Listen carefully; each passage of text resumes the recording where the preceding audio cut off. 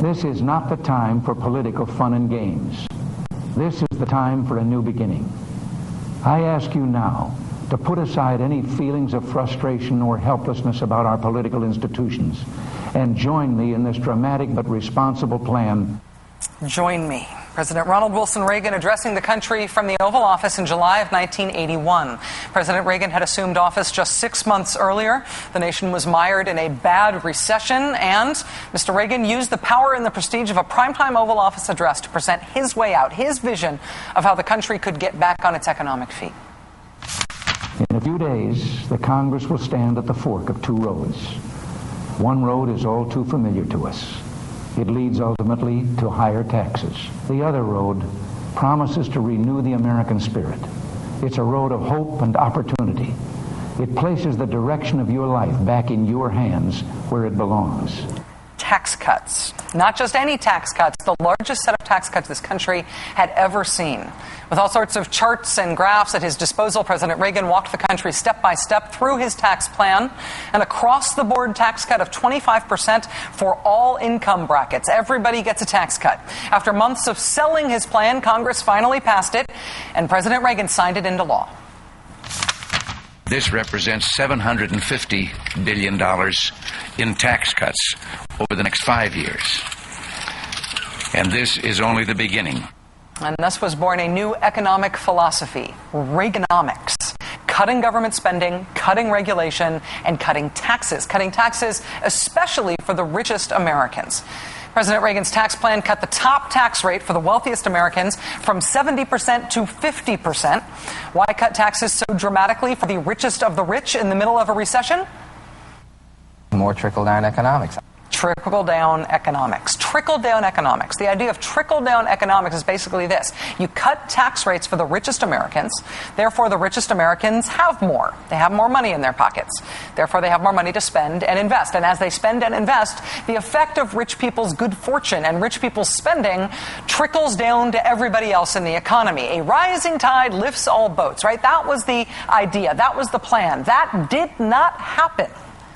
Reaganomics was a spectacular success in some ways. It was a spectacular success for the richest Americans in the country who benefited the most from President Reagan's historic debt-exploding, budget-busting tax cuts. In 1980, the top 1% of Americans earned wages of about $110,000 a year. By 1990, after about 10 years of Reaganomics, boing, the top 1% had seen their wages rise by 80%.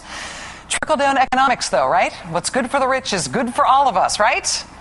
Not quite. Here's the average wages of the rest of the country in 1980, and here's what happened for the rest of the country after about 10 years of Reaganomics. Flat. A whopping 3% rise in wages in 10 years. The richest people see their fortunes go up like the Matterhorn. Everybody else, nothing. This is what family income growth looked like during the 1980s. Look at that. The richest 1% of Americans had an awesome decade. They saw their family income skyrocket by 74%. Everybody else, not so much. In fact, the poorest Americans saw their income shrink by more than 4%.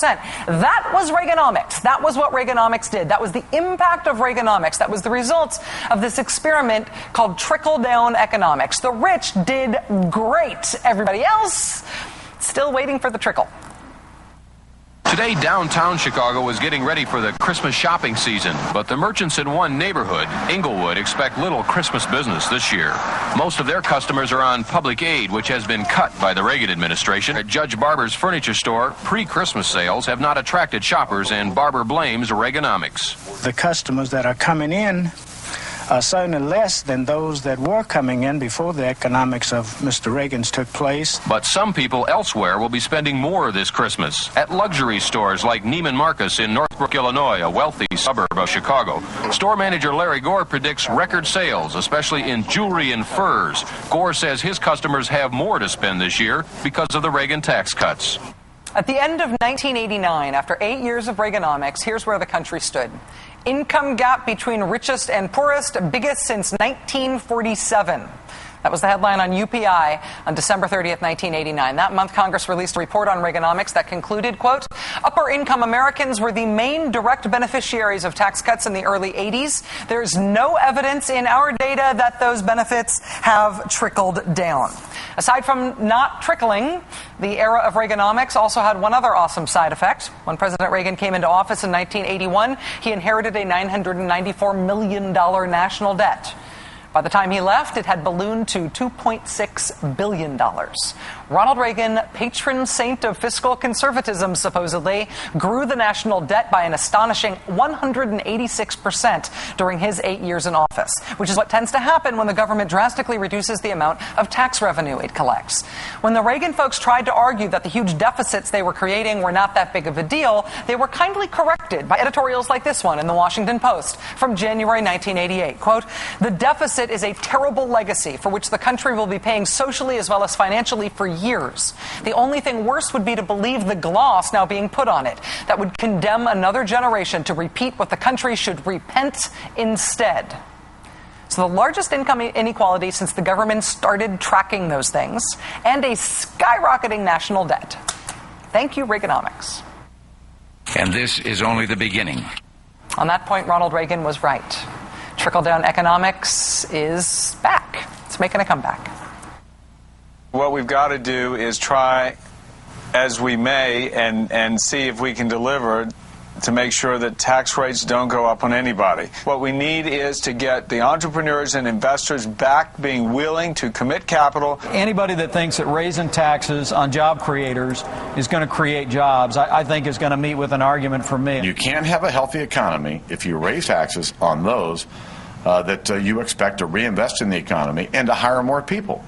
And we ask for leaders who understand that raising federal taxes in a time of economic woe is a recipe for disaster. It's a recipe to bankrupt our country.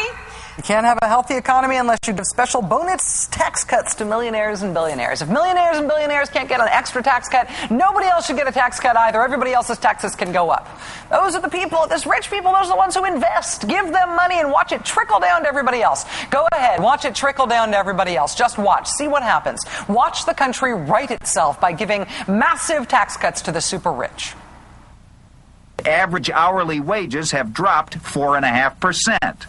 That 5 million workers have lost their jobs because of factory closings and corporate cutbacks, and that the nation's richest families are getting a bigger slice of the economic pie, while the growing number of poor people are getting a smaller slice. Just watch. Today was one of those days in politics where everybody lit their hair on fire over something that happens every single day. Fox News getting an exclusive look at a letter signed by GOP senators pledging to block the Democratic initiatives until the Senate acts to stop tax hikes. They have delivered a letter to the Democratic leadership that says all 42 Senate Republicans are in effect prepared to filibuster anything that would be put before those two measures. They're going to block any other legislation from coming up for vote during this lame duck session. No DREAM Act, no Don't Ask, Don't Tell, no anything else Senate Republicans say until they try to negotiate an agreement on tax cuts. They vowed to prevent a vote on any legislative item until the tax issue is resolved. This letter saying that they're going to hold up everything on the Senate floor. Okay. That is not news. Holding up everything on the Senate floor is news? Are you kidding me? They've been holding up everything on the Senate floor for 4 years now. It would be news if they didn't. But today, it inexplicably became news like it had never happened before.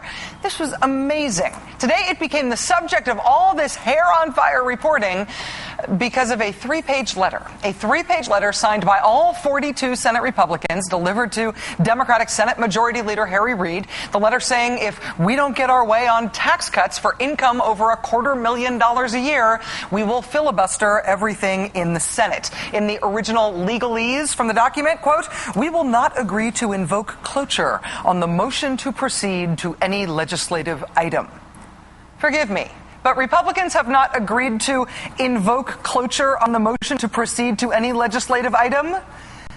In 4 years, since 2007. This is not new, and this is not news. Republicans filibustered the stimulus bill. They filibustered all the different parts of the health reform bill. They filibustered Wall Street reform. They filibustered stuff that they have agreed with. They filibustered that food safety bill we talked about on yesterday's show. They are so used to filibustering stuff that they filibustered that one before 15 of them voted for it anyway. They filibuster bills they agree with now. They filibuster bills they disagree with. They filibuster all regular business of the Senate. If there was a resolution tomorrow morning to say, "Good morning, Mitch McConnell, it's nice to see you," they would filibuster that. Over the last 4 years, since they have been in the minority, since January of 2007, Republicans have employed a blanket filibuster on everything. So their big threat today was they're going to start filibustering stuff. They are threatening to blow up something that is already blown up. We're already living in the rubble of the thing that they blew up because they blew it up 4 years ago. They are threatening to burn down something that is already burned down. Republicans are threatening to start obstructing things now to not let a majority vote make the decisions anymore in the United States Senate. Are you kidding me? There is nothing left to blow up. Ordinarily, things don't take 60 votes to pass the Senate. Things take 51 votes to pass, a simple majority. The reason that we think everything needs 60 votes to pass now is because 60 votes is what it takes to break a filibuster. And since Republicans filibuster everything, everything takes 60 votes to pass now. So the supermajority that is reserved in our Constitution for extra special, extra weighty stuff like ratifying treaties and impeaching people, that supermajority threshold is now used for every single, "Hi, how are you? Let's name a post office" piece of anything that has to go through the United States Senate. Republicans in the minority of that body have essentially just made it so. They unilaterally changed the country quite radically so that this is the way that things go, or rather don't go, through our nation's legislature now. Here's the filibuster in the last 10 Congresses. Maybe you can see a vague pattern there, right? But ballpark, holding steady. That's the last 10 Congresses. Then, boing! That's what happened when the Republicans went into the minority in 2007. We don't yet have the numbers for the 111th Congress, but you get the idea. This is not normal. This is the procedural removal of America's capacity to solve its problems through the legislative process. Republicans have been doing this since 2007. So why is them threatening to do it some more now, getting all sorts of news coverage today? It's not a rhetorical question. As best as I can tell, it's because Republicans want it to get lots of attention, and so it's getting lots of attention. Honestly, this is the emptiest threat possible. They are threatening to do something they have already done and have been doing for 4 freaking years now. But now they've written a letter that's apparently aimed at trying to gain some sort of leverage over Democrats. Although you would not necessarily know it by reading the Beltway press, it is actually the Democrats who have the political leverage right now. It's the lame duck Congress. Democrats have huge majorities in both houses of Congress, and they control the White House. Republicans can't pass anything on their own. Democrats have the leverage to be wringing concessions out of Republicans, not the other way around. Republicans, despite their very healthy self-esteem and the Beltway press that loves to fluff that, Republicans don't actually run the place. They are not in any position to dictate terms. And yet that is exactly what they're trying to do right now, with a big assist from the Beltway media. And that's where the big fake empty threat comes in. The whole fight that D.C. is having right now is over what's going to happen to the Bush tax cuts, right? That was the basis for the letter that the Republicans sent today. We will filibuster everything until the tax cuts are dealt with. Even though we already filibuster everything anyway, we melodramatically threaten to filibuster again until we get what we want for rich people's tax cuts. The thing that Republicans want on the tax cuts should theoretically give Democrats even more leverage over them than they already have. They are willing to risk everything in order to get a bonus round of tax cuts for millionaires and billionaires. They are literally willing to stop everything, risk everything in the economy in order to get an extra tax cut. We don't care if it's paid for. It doesn't matter if it's paid for. It doesn't matter if anything else gets done. It doesn't matter national security.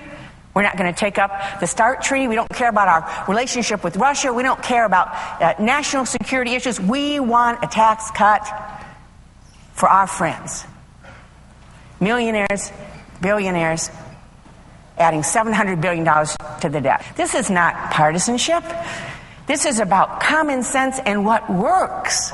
It's very clear what this is about. $700 billion not paid for, going on the national debt. A policy, as you pointed out in my comments earlier, that doesn't work, hasn't worked. You know, they've had this policy in place of extra tax cuts for 10 years, and I just want to know, where are the jobs? We've lost over 800,000 jobs in Michigan.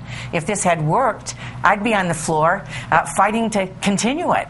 But it hasn't worked.